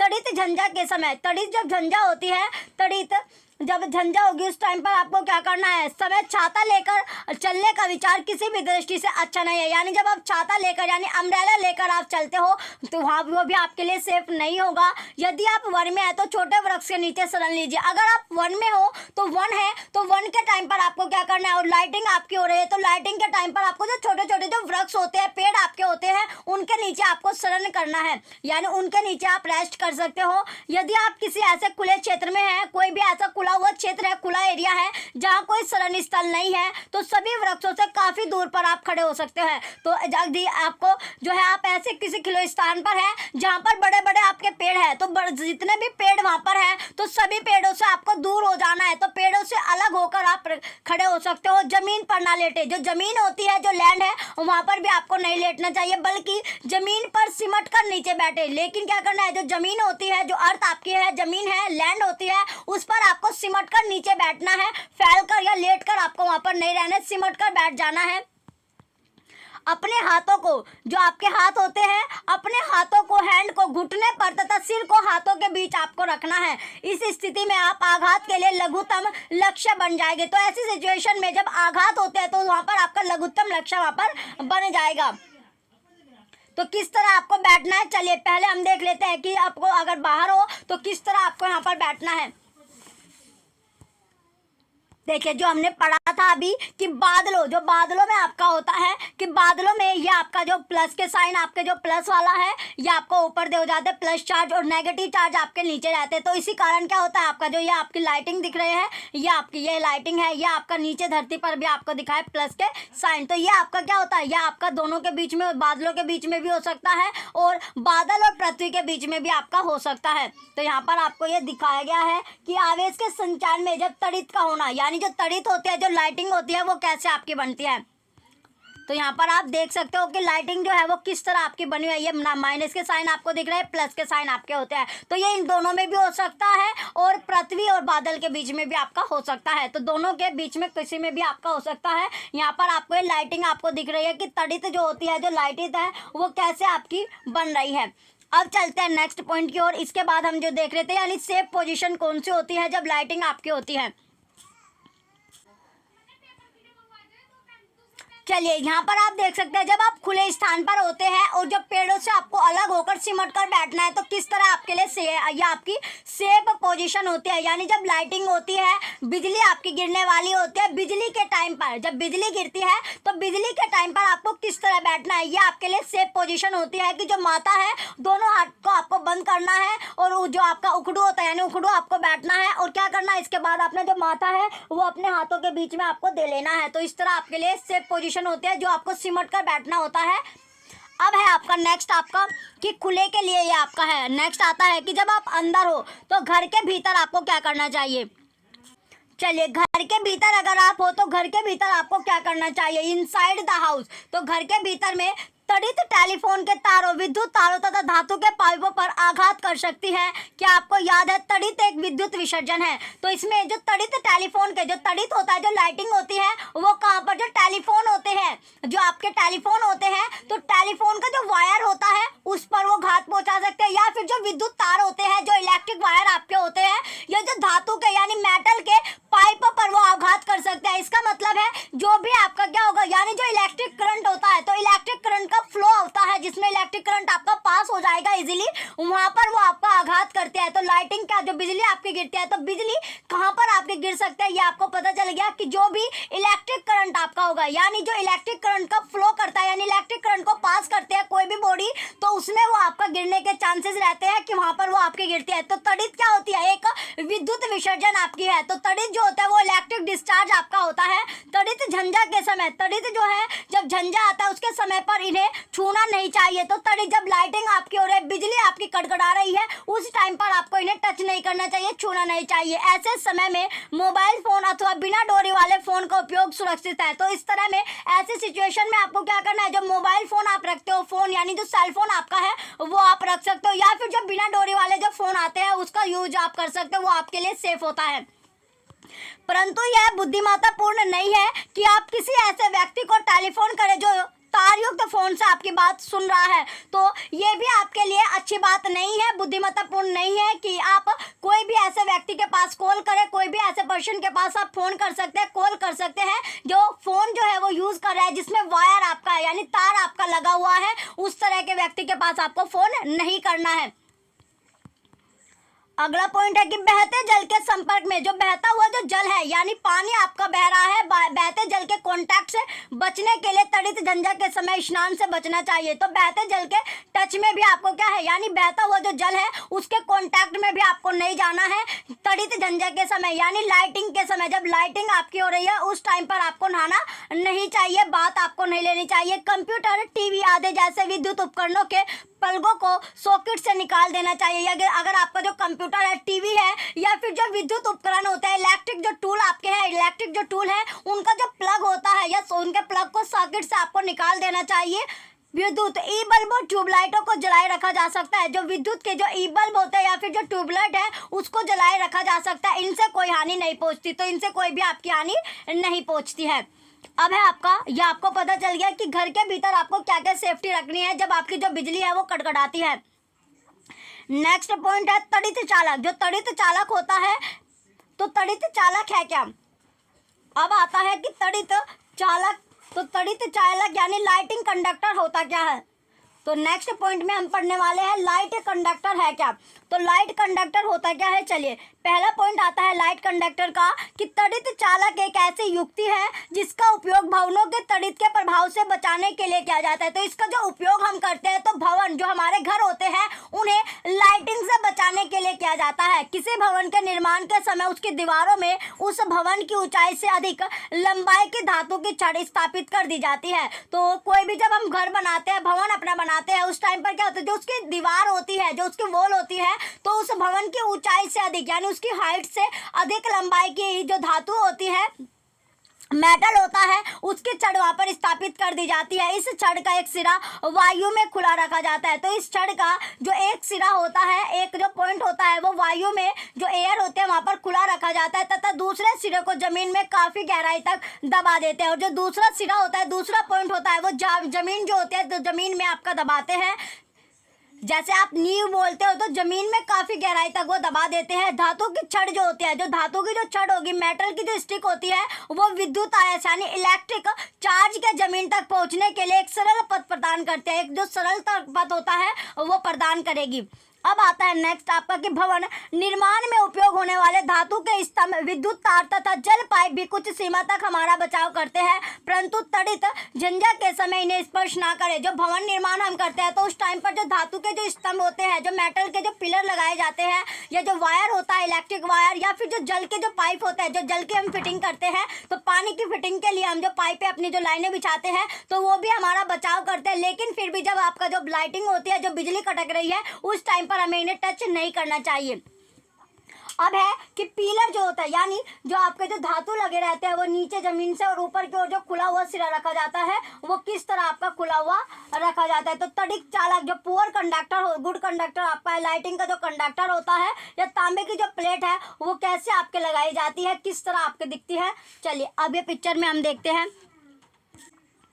चलिए यहाँ पर आप देख रहे हो ये क्या है, यहाँ पर जो पिक्चर आपको दिख रही है, तो पिक्चर में ये लाइटिंग कंडक्टर आपका है। लाइटिंग कंडक्टर होता है, तड़ित चालक आपका है। इस तरह का आपका तड़ित चालक आपके घरों में लगाया जाता है। तड़ित चालक जो जमीन में काफी नीचे तक आपका लगाया जाता है और ऊपर की ओर ये खुला हुआ रखा जाता है।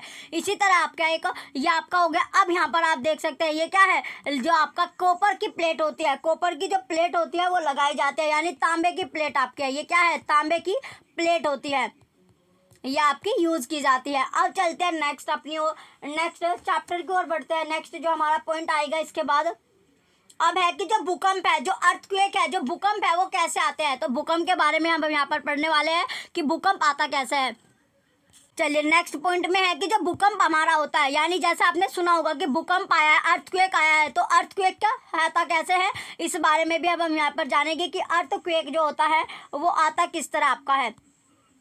तो पहला पॉइंट आता है अर्थक्वेक में, भूकंप के बारे में। आपने अभी तड़ित झंझा तथा तड़ित के विषय में अध्ययन किया। अभी आपने क्या देखा, जो तड़ित झंझा था यानी थंडरस्टॉर्म आपका आता है। तड़ित झंझा यानी थंडरस्टॉर्म होता है, या फिर जो लाइटिंग होती है, थंडरस्टॉर्म जो आंधी तूफान आपका आता है। और जो तड़ित होता है लाइटिंग के विषय में आपने स्टडी किया है। तो कक्षा 7वीं में आपने चक्रवातों के बारे में अध्ययन किया था, जो साइक्लोन होते हैं उसके बारे में आपने पढ़ा था।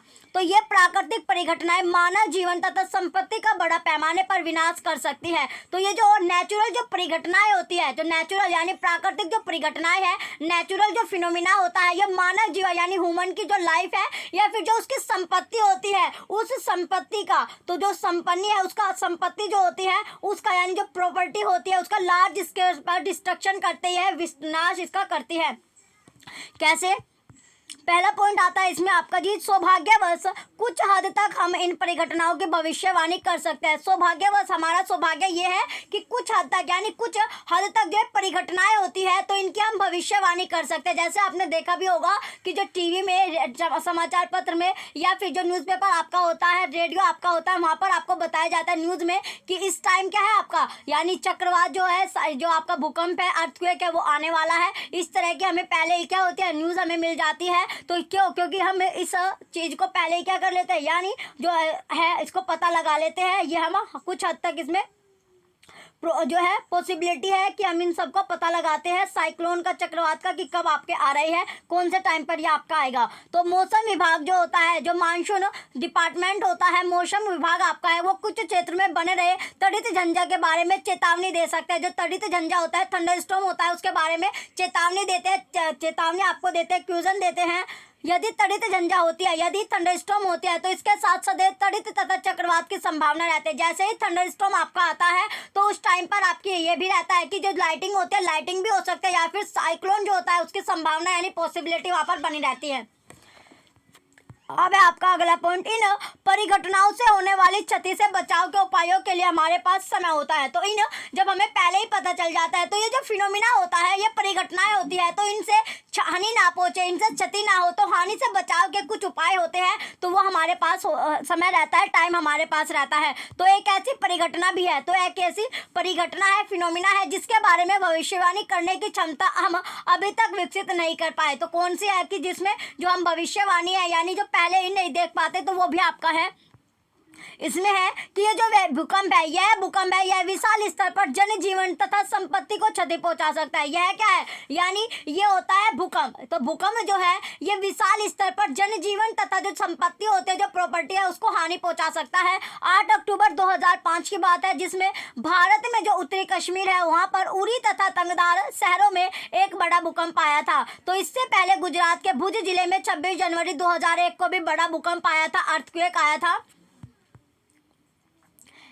अब आपको एक्सपेरिमेंट दिया गया है कि अपने माता पिता, जो आपके पेरेंट्स हैं, वहां पर उनसे आप इन भूकंपों के द्वारा हुई जनजीवन तथा संपत्ति की अपार क्षति, जो हानि उनको हो रही है, उसके बारे में आप पूछ सकते हैं। उस समय के समाचार पत्रों तथा पत्रिकाओं से इन भूकंपों द्वारा हुई क्षति को दर्शाने वाले कुछ चित्र भी आप कलेक्ट कर सकते हो। इन भूकंपों द्वारा लोगों को हुई क्षति से संबंधित संक्षिप्त रिपोर्ट आपको बनानी है। तो भूकंप क्या होता है, जो भूकंप है, जो अर्थक्वेक है, ये होता क्या है, जब यह आता है तो क्या होता है, जब अर्थक्वेक आता है तो तब क्या होगा, इसके प्रभाव से को कम से कम करने के लिए हम क्या कर सकते हैं, जिसका प्रभाव होता है या अफेक्ट ना करे, तो उसके लिए हम कम से कम जो कार्य कर सकते हैं वो क्या है कि ये कुछ ऐसे पर्सन है जिनके बारे में अब नीचे चर्चा करेंगे। तो अब हम नीचे इनके बारे में डिस्कस करते हैं कि पहला क्वेश्चन है कि भूकंप जो है वो क्या होता है। जो भूकंप है, जो अर्थक्वेक है, तो अर्थक्वेक होता क्या है, चलिए, व्हाट इज एन अर्थक्वेक। तो अर्थक्वेक जो है भूकंप जो बहुत कम समय तक रहता है। भूकंप क्या होता है, जो अर्थक्वेक होता है ये बहुत ही कम टाइम के लिए आपका रहता है। पृथ्वी का कंपन, जैसे आपने फोन आपने देखा होगा, जैसे आप अपना फोन लेते हो, यानी अगर आपने फोन वाइब्रेशन मोड पर आपने लगाया हुआ है तो फोन में क्या होता है, कंपन आपका होता है। तो ऐसी तरह आपका जो अर्थक्वेक आता है, भूकंप आता है, उसमें भी वाइब्रेशन, यानी जो पृथ्वी होता है, जो धरती आपकी रहती है, वो क्या करते हैं, कंपन करते हैं, वाइब्रेट आपका करती है। तो उसी तरह यानी जो झटका, या फिर आप बोल सकते हो कोई यहाँ पर झटका आपको, जैसे बिजली से आपको जो झटका लग जाता है, उसी तरह का यहाँ पर आपका एक झटका सा होता है। तो यह पृथ्वी को भूपट्टी के भीतर गहराई में गड़बड़ के कारण उत्पन्न होता है। जो पृथ्वी होते हैं, जो अर्थ है, वहां पर जो भूपट्टी होते हैं उसके भीतर जो गहराई होती है, तो यानी डीप में, वहां पर कुछ गड़बड़ के कारण ये आपका उत्पन्न होता है, प्रोड्यूस होता है। भूकंप हर समय सब जगह आते रहते हैं। जो भूकंप होता है, जो अर्थक्वेक है, वो हर जगह, यानी कभी कहीं पर, कभी कहीं पर, यानी हर जगह वो कहीं ना कहीं पर आपका आता है, सब जगह ये आता है अर्थक्वेक। प्राय इनको नोटिस किया जाता है, क्या है, इनको हम नोटिस कर सकते हैं। विशाल भूकंप बहुत कम होते हैं। जो विशाल भूकंप होते हैं, यानी लार्ज पैमाने पर जो भूकंप आते हैं, अर्थक्वेक आते हैं, वो बहुत ही कम आपके होते हैं। ये भवनों, पुलों, बांधों तथा लोगों की असीम क्षति पहुंचा सकते हैं। जो विशाल भवन आते हैं, ये जो घर होते हैं या जो पुल बने होते हैं नदियों पर, तो यहाँ पर, या फिर जो बांध आपकी बनाई जाती है, तो वहाँ पर वो असीम जो होते हैं, यहाँ पर जो क्षति होती है, हानि वहाँ पर पहुँचा सकते हैं। इनसे जीवन तथा संपत्ति की विशाल हानि होती है। जो प्रॉपर्टी या फिर जो लाइफ होते हैं, वहाँ पर विशाल, वहाँ पर हानि होती है, नुकसान होता है। भूकंपों से बाढ़ जो होती है, भूकंपों से जो अर्थक्वेक आते हैं, तो अर्थक्वेक से फ्लोड हो जाता है, यानी बाढ़ आपके आती है। बाढ़ के साथ साथ यहाँ पर भूस्खलन तथा सुनामी भी आ जाती है। 26 दिसंबर 2004 को, जो 26 दिसंबर 2004 की यहाँ पर बात है कि जो हिंद महासागर है, वहाँ एक विशाल सुनामी आई थी। क्या आई थी, विशाल जो सुनामी है वो आपकी आई थी। तो जो कोस्टल एरियाज आपका है, वहाँ पर आपकी सुनामी आई थी। महासागर के चारों ओर के तटवर्ती क्षेत्रों में अपार हानि हुई थी। जो महासागर है, तो महासागर जो था, तो जो आपका महासागर है, वहाँ पर क्या होता है, जो ओशन है, उसके चारों ओर, ओशन के चारों ओर जो कोस्टल एरियाज है, वहाँ पर ह्यूग्लोजिस हुआ था, यानी वहाँ पर हानि हुई थी। अब है आपका एक्सपेरिमेंट कि संसार का एक रेखा मानचित्र लीजिए। जो संसार है यानी वर्ल्ड आपका है, तो वर्ल्ड का आपको मैप लेना है। तो वर्ल्ड मैप आपने ले लिया। उसके बाद भारत में पूर्वी तटीय तथा अंडमान तथा और निकोबार महाद्वीपों की स्थिति आपको ज्ञात करनी है, पता लगाना है कि वे कहाँ कहाँ पर आपका सिचुएटेड है। हिंद महासागर के चारों ओर के उन अन्य देशों को भी मानचित्र में अंकित कीजिए जिन्हें सुनामी से क्षति पहुंची थी। तो उन देशों यानी हिंद महासागर के जो चारों ओर के जो अन्य देश थे जिन्हें मैप यानी मैप के अकॉर्डिंग आपको वहां पर उन पर अंकित करना है, लाइन वहां पर खींच लेनी है, वहां पर पॉइंट आपको लगा लेना है जिन्हें सुनामी के कारण हानि पहुंची थी। अपने माता पिता अथवा परिवार के अन्य बड़े बूढ़े अथवा पास पड़ोस में से भारत में सुनामी के कारण हुए नुकसान की जानकारी आप कलेक्ट कर सकते हैं। अब है कि भूकंप आता है उसका क्या कारण होता है। तो भूकंप जो अर्थक्वेक है उसका रीजन क्या होता है, क्यों आपके भूकंप आते हैं, अर्थक्वेक आते हैं। पहला पॉइंट है कि जो मेरी इसमें आता है नेक्स्ट क्वेश्चन की जो मेरी दादी है, जैसे आपकी ग्रैंड मदर है, तो उसने बताया कि पृथ्वी किसी सांड के एक सींग पर टिकी है। जो पृथ्वी है वो जो सांड होता है, बुल होता है, उसका जो सींग है यानी हॉर्न है उसके एक सींग पर वो टिकी हुई है। जब सांड इसे दूसरे सींग पर ले जाता है, जब जो सांड होता है जो बुल होता है वो इसे दूसरे जो उसका हॉर्न होता है सींग होता है उस पर वो ले जाएगा तो भूकंप आता है। यह कैसे सत्य होता है, तो ये कैसे सत्य आपका हो सकता है कि भूकंप जो है योग इसके कारण आता है कि जो पृथ्वी है वो आपका, तो ये इसकी दादी ने उसे बताया था। अब है अगला पॉइंट कि प्राचीन काल में, प्राचीन यानी एंशिएंट टाइम की बात है, पुराने समय की बात है, जब लोग भूकंप आने का सही कारण नहीं जानते थे, जो अर्थक्वेक आने का सही रीजन नहीं जानते थे, जिसे जब लोगों को नॉलेज नहीं थी, तो उस टाइम की ये बात है कि अतः उनकी धारणा मनगढ़ंत कथाओं जैसे बुजुर्ग की दादी ने सुनाई थी द्वारा व्यक्त की जा सकती है। तो उस टाइम पर जब लोगों को नॉलेज नहीं थी उस तरह का यानी साइंस के बारे में वे नहीं जानते थे, तब वो मनगढ़ंत जो कहानी होती है वो उसको रचते थे और वो बताते थे अपने बच्चों को। अब है आपका अगला पॉइंट कि संसार के अन्य भागों में भी इसी प्रकार की कथाएं प्रचलित थी। तो जो संसार है जो वर्ल्ड है, तो वर्ल्ड के अलग अलग पार्ट में इसी तरह की जो कथाएं है स्टोरी है वो प्रचलित आपकी है।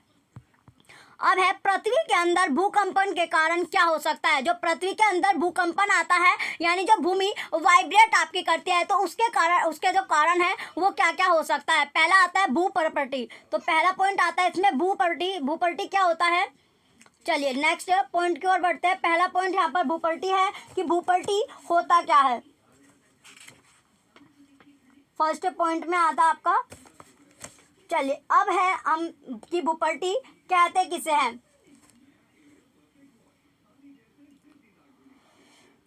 पहला पॉइंट यहाँ पर है कि भूप्रपर्टी जो थी आपकी, चलिए भूप्रपर्टी यानी जो क्रस्ट होता है, भूप्रपर्टी क्या होता है, क्रस्ट आपका होता है। अब हम जानते हैं कि पृथ्वी के भीतर के सबसे ऊपरी सतह में, जो पृथ्वी के जो भीतर की जो सबसे ऊपरी जो सतह होती है, जो सरफेस आपका होता है, सबसे ऊपर वाला सरफेस, उसमें गहराई की गड़बड़ के कारण यानी जो उसका डीप होता है उसमें जब गड़बड़ होते हैं, छेड़छाड़ उसमें होती है, तो उस कारण क्या होता है, भूस्पंद आते हैं। तो उस कारण क्या होता है, भूस्पंद आपके आते हैं। और पृथ्वी की इस परत को ही भूप्रपर्टी कहते हैं और इसी पृष्ठ को आपका क्रस्ट बोला जाता है। इस पृष्ठ को क्या बोला जाता है, क्रस्ट आपका बोला जाता है। पृथ्वी की यह परत एक खंड में नहीं है। पृथ्वी की जो है आपकी ये आपका जो परत होती है, जो लेयर होती है, वो आपके खंड में नहीं है। किसमें नहीं है, जो खंड होती है वो उसमें आपका नहीं है। यह टुकड़ों में विभाजित है। ये कैसे विभाजित है, टुकड़ों में आपकी विभाजित होती है। इसमें एक फ्रैगमेंट आपका बनाया जाता है। तो हर प्लेट क्या होती है, फ्रैगमेंट में आपका डिवाइडेड होती है। ये प्रत्येक टुकड़े को प्लेट कहा जाता है और हर टुकड़े को क्या बोला जाता है, प्लेट आपका बोला जाता है। ये प्लेट निरंतर गति करती रहती है। जो प्लेट है वो निरंतर यानी रेगुलर जो होती है आपकी कंटिन्यू यहाँ पर आपकी गति करती है, मूव करती है। जब ये एक दूसरे से रगड़ खाती है, जब क्या करते हैं, ये एक दूसरे से रगड़ खाते हैं। जैसे आप अपने हाथों को रब करते हो, जैसे सर्दियों के सीजन में क्या करते हो, आप अपने हाथों को रगड़ते हो और क्या होता है, वहाँ पर फ्रिक्शन होने के बाद, जो वहाँ पर हीट होने के बाद आपके हाथ में क्या होती है, गर्माई आती है। तो उसी तरह की इसमें बात है कि जो पृथ्वी है, जो प्लेट होती है, जो प्लेट आपने देखा कि प्लेट क्या होती है, निरंतर यानी कंटिन्यू वहाँ पर मूव करती रहती है। जब वो उसमें मोशन होता रहता है, मूव वो करती रहती है, उसी के कारण वो एक दूसरे से रगड़ खा लेती है, वहाँ पर रबिंग होती है। अथवा वो टक्कर के कारण, जो उसमें टक्कर लगती है उसके कारण एक प्लेट दूसरी प्लेट के नीचे चली जाती है। जैसे आपके बर्तन होते हैं, तो बर्तन में जैसे आपकी प्लेट वगैरह या थाली होती है, वो एक दूसरे में आपकी फंस जाती है। यानी जो आपके छोटे बड़े बर्तन होते हैं, तो बड़े में छोटा बर्तन आपका घुस गया। तो इसी तरह जो प्लेट होती है वो क्या करती है, दूसरी प्लेट के नीचे आपके आ जाती है। तो इसके कारण भूप्रपर्टी में विक्षोभ उत्पन्न होता है। तो इसी कारण क्या होता है, जो क्रस्ट है, क्रस्ट में आपका क्या होता है, जो विक्षोभ होता है वो आपका उत्पन्न हो जाता है। तो इसी के कारण आपका जो क्रस्ट होता है वो आपका डिस्टर्ब हो जाता है, कोलिजन जो होता है वो डिस्टर्ब हो गया और आपका जो क्रस्ट में आपका फिर आपका डिस्टर्बेंस के कारण ये आपका अर्थक्वेक आता है। अब है आपका नेक्स्ट कि यह विक्षोभ जो होता है वो पृथ्वी की सतह पर, पृथ्वी की जो सतह होती है, जो सरफेस है अर्थ का, वहाँ पर भूकंप के रूप में आपका दिखाई देता है, यानी कंपन आपको दिखाई देता है। वैज्ञानिक भूकंप के बारे में इतना अधिक जानते हैं, जो वैज्ञानिक है, जो साइंटिस्ट है, वो अर्थक्वेक के बारे में बहुत ज़्यादा नॉलेज रखते हैं।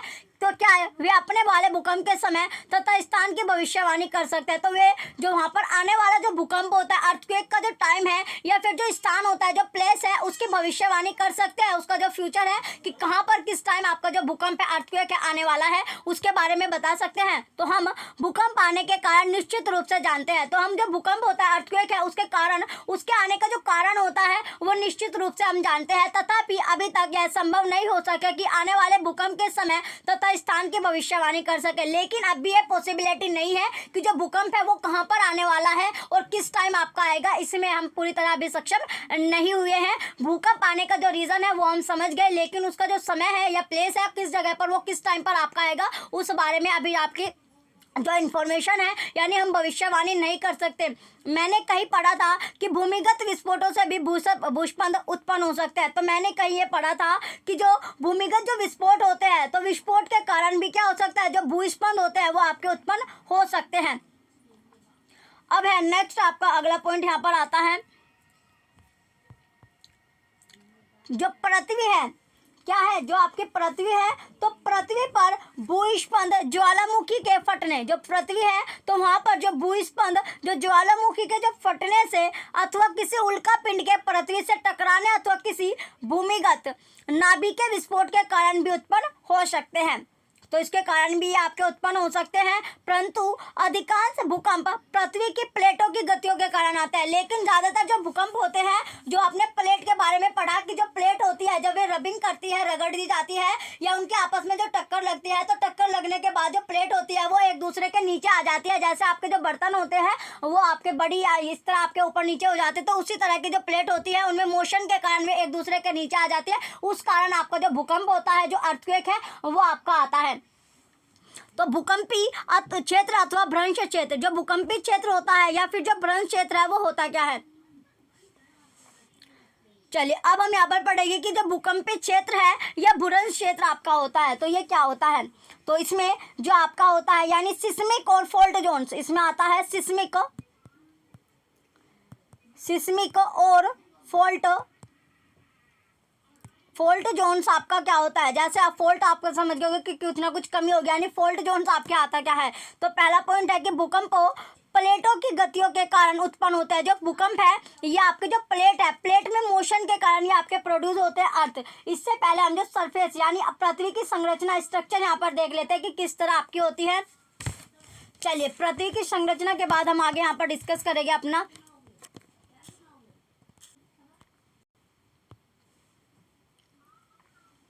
चलिए ये आपका है क्रस्ट। क्रस्ट क्या होता है, भूपट्टी, जो अभी आपने पढ़ा, जिसमें क्या होता है, ये आपकी भूपट्टी होती है, भूपट्टी, और ये होता है मेंटल यानी प्रावार। मेंटल को बोला जाता है ये आपका होता है प्रावार। अब है आउटर कोर यानी बाह्य कोड, बाह्य कोड। फिर है इनर कोर। तो इनर कोर क्या होता है, आंतरिक क्रोड, यह होता है आंतरिक क्रोड, आंतरिक क्रोड आपका होता है। अब है तो इसमें भूपट्टी जो होते हैं, ये आपने आउटर वाली जो लेयर होते हैं, जो आपने देखी, जो बाहरी सतह आपके होते हैं, बाहरी सतह पर क्या होता है, भूकंप आपको दिखता है, ये आपका प्रवार है, ये आउटर कोर इसकी आपके दिखाई गई है, ये इनर कोर होती है अर्थ की। तो ये आपने पृथ्वी की जो संरचना है वो आपने देख ली। अब देखते हैं जो प्लेट आपकी होती है, कि प्लेट के बारे में अब हम यहाँ पर डिस्कस करेंगे कि प्लेट है क्या। तो यहाँ पर आप देख सकते हो ये आपकी, तो यहाँ पर ये प्लेट आपकी दिखाई गई है। क्या दिखाई गई है, ये पृथ्वी की प्लेट होती है। जब ये एक दूसरे के ऊपर नीचे आपके आ जाती है, तो ऊपर नीचे आने के बाद यहाँ पर आपका भूकंप आता है, अर्थक्वेक आपका आता है। तो इस तरह की आपकी प्लेट है। तो ये टकराती या रगड़ती किस तरह है, वो भी पिक्चर में हम जान लेंगे कि किस तरह ये आपकी रगड़ी जाती है। चलिए यहाँ पर आपको दिया गया है, ये आपकी प्लेट है।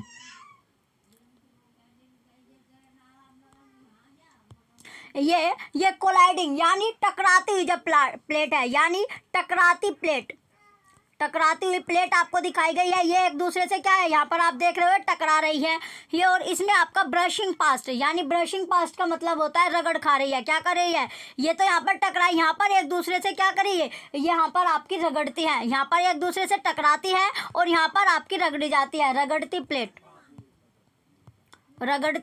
प्लेट। तो इस वजह से क्या होता है, आपका भूकंप आता है, अर्थक्वेक आपका आता है। अब आपको समझ में आ गया होगा किस वजह से जो भूकंप है, अर्थक्वेक है, आपका आता है।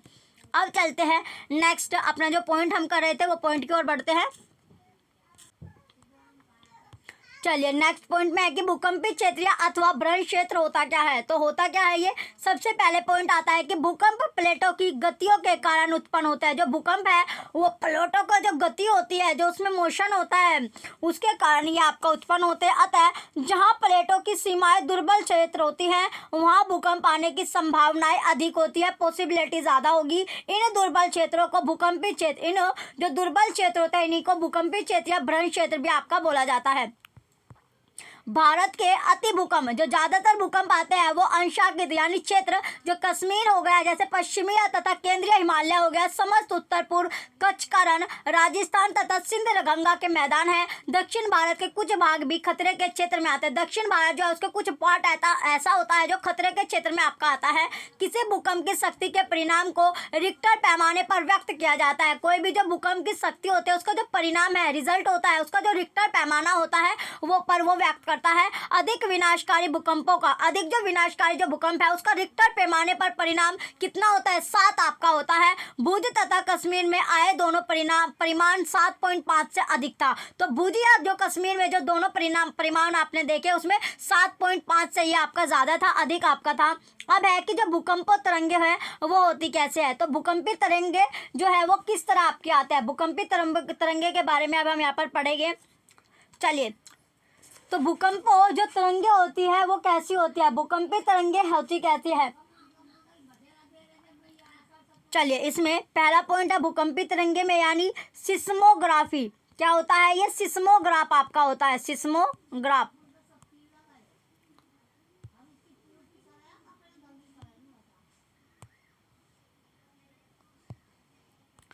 अब है इसमें सिस्मोग्राफ, ये होता है सिस्मोग्राफ। तो पहला पॉइंट है कि भूस्पंद पृथ्वी की सतह पर तरंगे उत्पन्न करता है। जो भूस्पंद होता है, जो ट्रेमर्स होता है, वो पृथ्वी की जो सतह होता है, जो सरफेस होता है, उस पर तरंगे उत्पन्न करता है। इन तरंगों को भूकंपीय तरंग कहते हैं। इन तरंगों को ही भूकंपीय तरंग आपका बोला जाता है। इन तरंगों को भूकंप लेखी नामक उपकरण के द्वारा रिकॉर्ड किया जाता है। जो भूकंप लेखी जो नामक होता है, जो इन उपकरण को क्या कर लेता है, वो रिकॉर्ड कर लेता है। यह उपकरण मात्र एक कंपायमान छड़ अथवा ग्लोलक होता है। जो ये उपकरण होता है ये मात्र कैसा होता है, एक या तो कंपायमान आपका होता है, वाइब्रेशन होता है, या फिर पेंडुलम आपका होता है। क्या होता है, जो लोलक होता है, जो पेंडुलम आपने घंटे में आप देखते हो कि घंटों में पहले एक घंटी से आपकी लगी हुई रहती थी, जो क्या थी, हर आवर में आपका क्या थी, बजती रहती थी, वो आपका आवाज यानी उसका जो साउंड था, उसी तरह वो लोलक की तरह यानी पेंडुलम की तरह आपका लटकी हुई थी। इसी तरह का ये आपका होता है। तो भूस्पंद आने पर दोलन कंपन करते हैं। तो उसी तरह जब भूस्पंद आते हैं तो भूस्पंद आने पर जो पेंडुलम होता है वो क्या करता है, वाइब्रेशन आपका देता है, वो वाइब्रेट होता है, कंपन आपका करता है। इसके कंपायमान तंत्र के साथ एक पैन जुड़ा रहता है। तो इसके कंपायमान जो तंत्र होता है, सिस्टम है, उसमें एक पैन जुड़ा रहता है।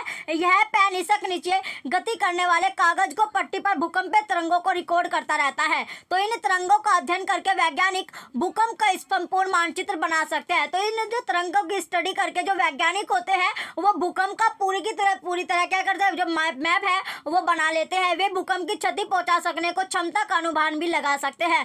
विज्ञान में अन्य बहुत से पैमाने की भांति डेसिबल का एक अन्य उदाहरण है। रिक्टर पैमाना रैखिक नहीं है। जो रिक्टर पैमाना होता है ये आपका रैखिक नहीं होता है। इसका अर्थ यह है कि इसे पैमाने पर 6 परिमाण के भूकंप को क्षतिनाशी ऊर्जा 4 परिमाण के भूकंप की विनाशी ऊर्जा से 1.5 गुना अधिक नहीं है। तो वास्तव में परिणाम में 2 के वृद्धि का अर्थ 1000 गुनी अधिक विनाशी ऊर्जा है। तो इसलिए 6 परिमाण के किसी भूकंप की किसी भी जो भूकंप है उसके विनाशी ऊर्जा 4 परिमाण के भूकंप की तुलना में 1000 गुनी अधिक हो जाती है। अब है कि भूकंप से बचाव। तो भूकंप से हम बचाव किस तरह कर सकते हैं। नेक्स्ट जो पॉइंट है कि भूकंप से बचाव, तो उससे पहले भूकंप से बचाने से पहले जो है कि जो भूकंप लेपी की जो आरेख होता है वो हम देख लेते हैं कि किस तरह आपका होता है।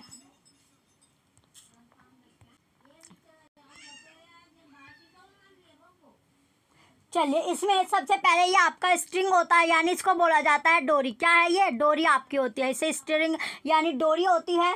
फिर है ये पेंडुलम बोब, यानी लोलक का गोलक होता है। ये क्या है? लोलक का गोलक है। ये होता है लोलक का गोलक। लोलक का गोलक इसको बोला जाता है। लोलक के गोलक के बाद आता है रोटेटिंग ड्रम, यानी घूर्णी ड्रम आपका है। ये होता है घूर्णी ड्रम। घूर्णी ड्रम, घूर्णी ड्रम ये होता है चार्ट पेपर। ये क्या है? आपका चार्ट पेपर आपका है जिस पर ये लिखता रहता है। ये आपका आगे। इसके बाद है ये पेन आपका होता है। ये क्या है? पेन आपका है। पेन आपको दिख रहा है। ये होता है सपोर्ट, यानी टेक आपका होता है। और यहाँ पर एक भूकंप लेखी जो आरेख आपका है कि 0, 10 ये आपका दर्शाता है, शो आपका करता है। तो यहाँ पर आप देख सकते हैं ये पेंडुलम जो होता है ये आपका हिलता डुलता है। ये क्या है? हिलते डुलता रहता है। ये इसका स्ट्रिंग होता है, यानी एक डोरी लगी होती है और इस पर ये आपका लिखा होता रहता है। तो ये आपका पेन जो है वहाँ पर वर्क आपका करता रहता है। इसमें पे एक पेन लटका रखते हैं जिससे ये इस पर लिखता रहता है। तो ये पेन है, ये यहाँ पर चार्ट पेपर पर लिखता रहता है कि क्या क्या चीज़ें इसमें आपका है, तो वो इसमें नोट करता रहता है। तो इस तरह का आपकी पिक्चर होती है। चलिए, अब देखते हैं कि भूकंप की पिक्चर भी हम देख लेते हैं कि भूकंप की पिक्चर होती कैसे है। ये आपके भूकंप की पिक्चर दिखाई गई है। ये आपका फोकस होता है। ये क्या है? फोकस है। ये आपका फोकस है। ये पृथ्वी का पृष्ठ आपका है। ये एपिसेंटर आपका होता है, अधिकेंद्र। एपिसेंटर बोला जाता है, अधिकेंद्र आपका होता है। क्या होता है? ये अधिकेंद्र आपका होता है। इसके बाद है सिस्मिक वेव्स। सिस्मिक वेव्स होता है भूकंपी तरंग। ये क्या होती है? भूकंपी तरंग आपकी होती है। भूकंपी तरंगे आपकी हैं। और ये भूकंप का इनसाइड द अर्थ आपकी होती है, पृथ्वी के अंदर का आपको दिखाया गया है। जो पृथ्वी है उसके अंदर का यहाँ पर आपको शो किया गया है। चलिए, अब चलते हैं नेक्स्ट अपना कि भूकंप से हम बच कैसे सकते हैं। तो भूकंप से अर्थक्वेक से बचाव के बारे में यहाँ पर पढ़ेंगे।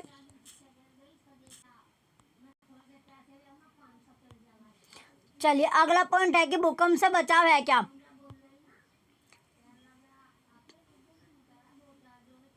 Protection against earthquake. पहला पॉइंट है कि उपरोक्त चर्चा से हमने यह सीखा कि भूकंपों की भविष्यवाणी नहीं की जा सकती। हमने यह भी देखा कि भूकंप अत्यधिक विनाशकारी हो सकते हैं। जो भूकंप है वो ज़्यादातर क्या हो गए? विनाशकारी आपके हो सकते हैं। अतः यह आवश्यक है कि हम हर समय अपने बचाव के लिए आवश्यक सावधानियां बरतें, यानी हर समय हमें क्या सावधानी बरतनी चाहिए। भूकंपी क्षेत्रों जहाँ पर भूकंप आने की अधिक आशंका होती है में रहने वाले लोगों को इनका सामना करने के लिए विशेष रूप से तैयार रहना चाहिए। सर्वप्रथम इन क्षेत्रों के भवनों का डिजाइन ऐसे ही हो कि वे बड़े भूकंपों को झटके को सह सके।